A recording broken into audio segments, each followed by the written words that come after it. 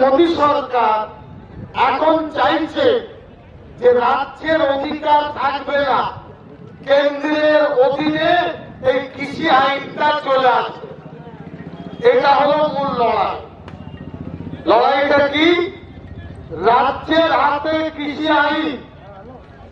এই কৃষি আইনটি কেন্দ্রের মোদী সরকার চাইছেন যে আমাদের অধীনে আমরা যা করব তাই হবে, সরকারের হাতে, রাজ্যের হাতে এই আইন থাকবে না। এটা হলো মূল লড়াই। অর্থাৎ পশ্চিমবাংলার 10 কোটি মানুষ, কৃষক এবং কৃষির সাথে যারা যুক্ত, তাদের নিজের অধিকার থাকবে না। এই অধিকার সরকার নিয়ে নেবে। এই লড়াইটা হল মূল লড়াই। এই মর্মে রাজ্য সরকার 1953 এবং 55 সালে জমির আইন তৈরি করেছিল, West Bengal land reform act. West Bengal land reform act, এটা রাজ্য সরকার তৈরি করেছে বিধানসভায়।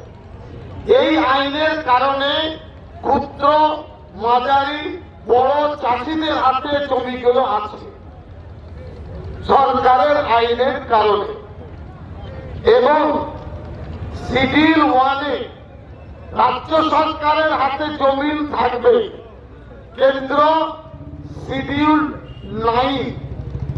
9টা প্রয়োগ করে আমাদের রাজ্যের ক্ষমতাটাকে খর্ব করতে চাইছে।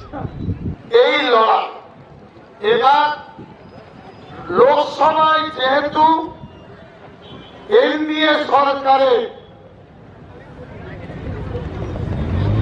আধিপত্য আছে, সংখ্যাগরিষ্ঠ আছে, তাই একটা কৃষি আইনের সংশোধনী আর 2টি কৃষি আইন কেন্দ্র সরকার এনেছে। ভালো করে বুঝবেন, লড়াইয়ের মূল জায়গায় আমি আসছি। একটি কৃষি আইনের সংশোধনী আর 2টি কৃষি আইন। সেই কৃষি আইনে কি বলা হয়েছে? বলা হয়েছে ভারতবর্ষের প্রত্যেকটি কৃষক, ভারতবর্ষের প্রত্যেকটি কৃষিজীবী তার জমি নিজের হাতে রাখতে পারবে, কিন্তু কোম্পানির মাধ্যমে রাখতে হবে। বুঝতে পারলেন? জমি আপনার থাকবে, যদু, মধু, আব্দুল রহিম, আব্দুল করিমের জমি থাকবে, কিন্তু সরকার সুনির্দিষ্ট পুঁজিপতি কোম্পানিদের হাতে 1 বছরের জন্য সেই জমি তুলে দেবে। ধরুন আমরা এই জায়গার নাম কি? ভাষাপুর। কলিগ্রামে আছি। কলিগ্রামের মাঠে 2000 বিঘে সম্পত্তি আছে। এই 2000 বিঘে সম্পত্তি সরকারের অনুমোদিত পুঁজিপতিরা নেবে, নিয়ে তারা একটা মুখিয়া বা দালাল ঠিক করবে। সেই দালালকে বলবে এই জমিতে এই চাষ কর। আপনার ইচ্ছা মতো জমির চাষ হবে না। এটা হলো লড়াই। বুঝতে পারছেন না? পারছেন না? আপনার জমিতে ধান চাষ করছেন, আলু করছেন, পেঁয়াজ করছেন, যদি ওই ধরে বা পুঁজিপতিরা বলে আমি টমেটোর চাষ করবো, আপনাদের তাই করতে হবে। বীজ কে দেবে? তারা দেবে, টাকা দাদন দেবে। দেওয়ার পরে জমির সমস্ত ফসল তারা কিনে আপনার কাছ থেকে নিয়ে নেবে। চাষিরা যেটা করে, জমির সম্পত্তি থেকে উৎপাদিত ফসল বাড়িতে রাখে, প্রয়োজন মতো খরচ করে। এটা তা হবে না। ওই 1000 বিঘে সম্পত্তির ফসল বাবুরা নিয়ে চলে যাবে, রাখবে কোথায়? তাদের গোডাউন। আপনি উৎপাদন করেছেন আলু 10 টাকা কিলো, যে 10 টাকা কিলো আলু যখন চড়া দাম হবে 100 টাকায়, তো আপনাকে 100 টাকায় আলুটা তাদের কাছ থেকে কিনতে হবে। আপনার এফপিআই থাকবে না। পেঁয়াজ উৎপাদন করেছে 25 টাকায় কি 15 টাকায়, আপনাকে এই পেঁয়াজ 200 টাকায় কিনতে হবে। এই হলো মূল বিষয়। এবং 1 বছরের জন্য লিজ থাকবে, আবার সেটা 1 বছর পরে আবার রিনিউ হবে। তার মানে কোম্পানি যখন আইনের বলে ক্ষমতাটা প্রয়োগ করবে, তখন আমার আপনার কারো সাহস হবে না যে তার বিরুদ্ধে আমরা কিছু করব। এটা হলো মূল বিষয়। আপনি যদি মনে করেন যে আমি থাকবো না, কেস করব, বলছে আদালতে কেস করা যাবে না। আমরা জানি বর্তমানে কোর্ট আছে, কাটোয়ায় কোর্ট আছে, কালনায় কোর্ট আছে। তো এই কোর্টে হবে না। সরকার এসডিও দ্বারাই যাকে বলবে তারাই কিন্তু কোর্টে যেতে পারবে, সরকারি কোর্টে এর বিচার হবে। এবং আপনি বলতে পারবেন না বাবা আমার জমিটা নিও না, এটা ক্ষমতা নেই। আপনাকে বাধ্য করা হবে, তোমার সম্পত্তি দিতে হবে। এটা হলো মূল বিষয়। এর বিরুদ্ধে লড়াই। রাজ্য সরকারের কাছে অনুমতি নেয়নি দিল্লি সরকার। কোন রাজ্য সরকার বলেনি যে এই জমি তোমরা নিয়ে নাও, কোম্পানিকে দাও। যদু মধু পশ্চিম বাংলায় ৭৭% মানুষ গ্রামে বাস করে। ভারতবর্ষে ৯৫ কোটি মানুষ, তারা পরোক্ষ প্রত্যক্ষভাবে কৃষির সাথে যুক্ত। কত বললাম? ৯৫ কোটি। ১৩০ কোটির মধ্যে ৯৫ কোটি মানুষ যুক্ত কৃষির সাথে। এদের কারণ কোনো অধিকার থাকবে না। পাঞ্জাব ৪০% খাদ্য ভারতে উৎপাদন করে। কত বললাম? পাঞ্জাব লড়াই করছে কেন? পাঞ্জাবে ফসল সব থেকে উৎকৃষ্ট মান।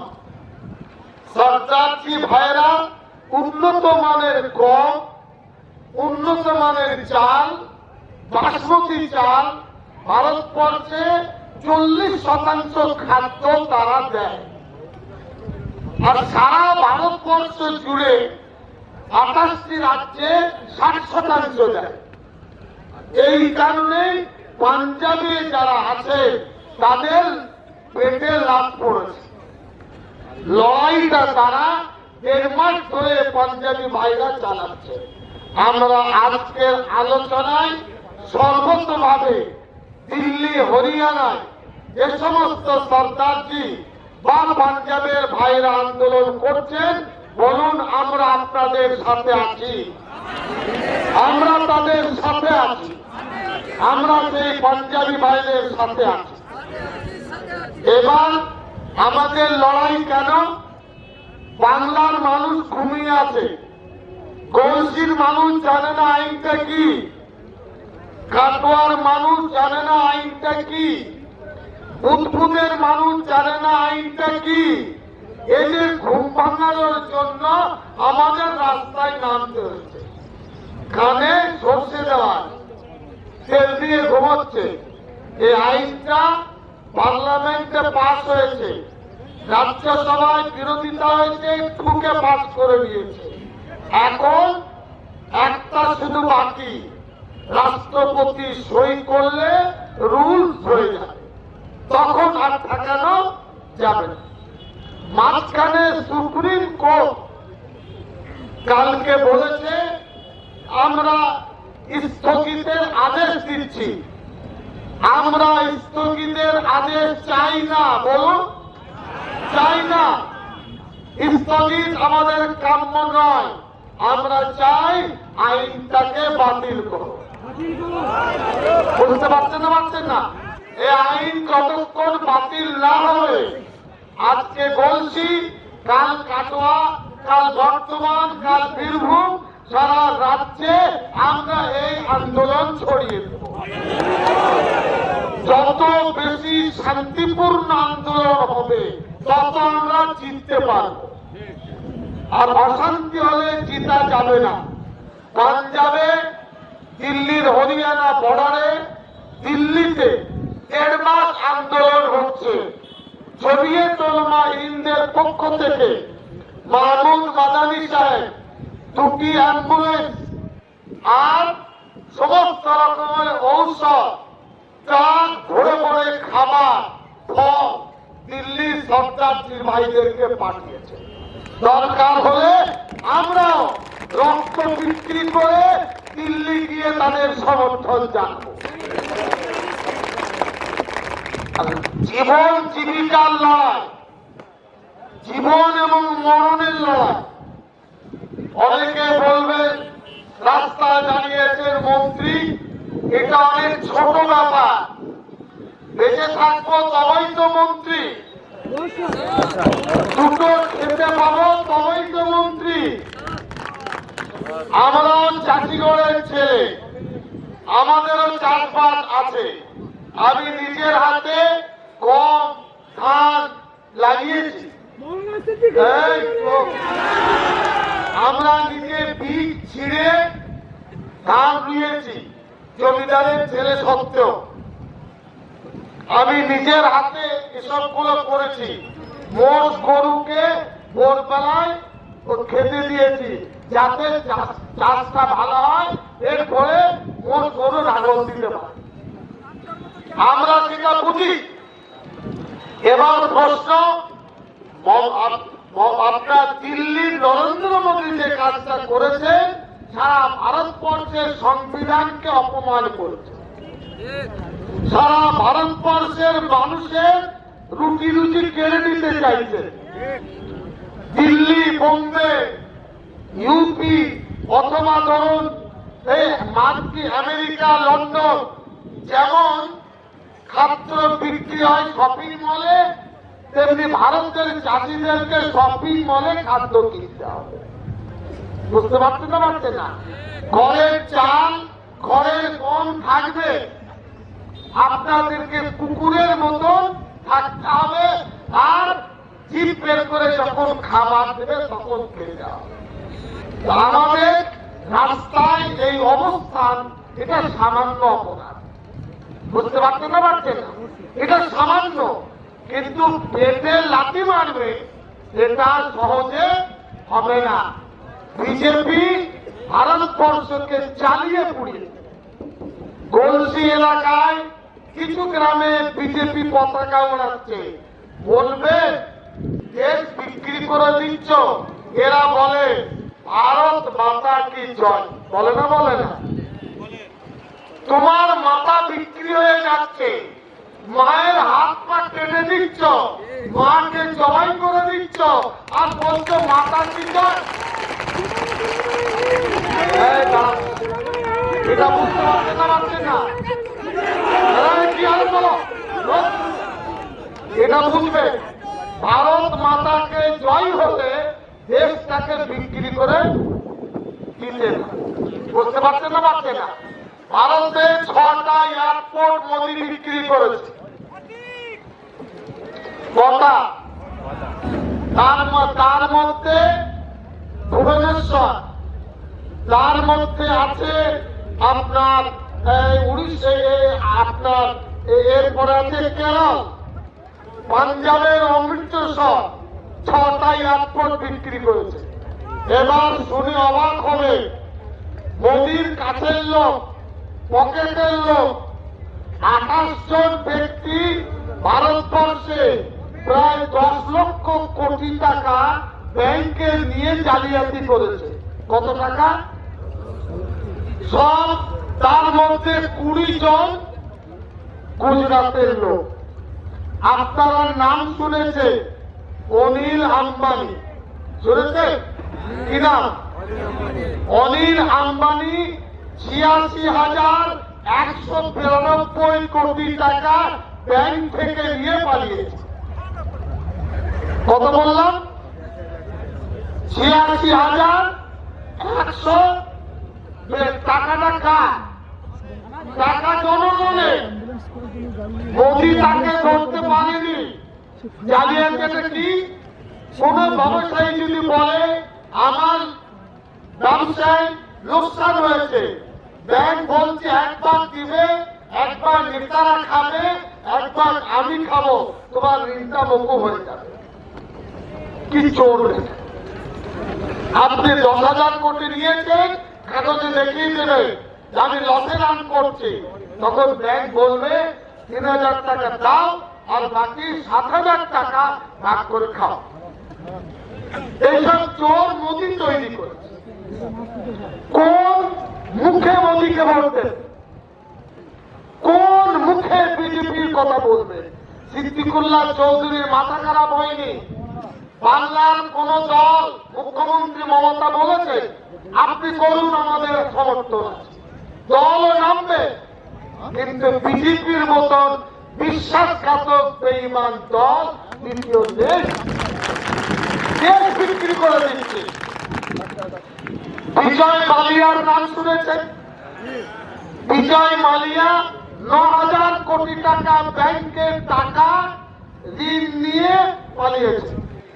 কত? 9,000 কোটি। নীরব মোদি নাম শুনেছেন? নীরব মোদি 11,400 কোটি টাকা ব্যাংকের লোন নিয়ে চিট করেছে। এবং মোদি বলতে দেখতে পাচ্ছি, জি অমিত শাহ বলছেন আমি দেখতে, মোদির 56 ইঞ্চি ছাতি, কিন্তু মনটা হলো 2 ইঞ্চি। কয় ইঞ্চি? ছাতি হলো 56 ইঞ্চি আর অন্তরটা হলো, বলছেন কোন শান্তি নেই, আর পকেটে পকেটে চোরদের নিয়ে বেড়াচ্ছে।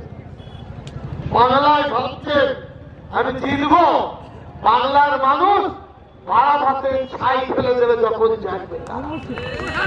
হিন্দু মুসলমান বিভেদ এখানে নেই।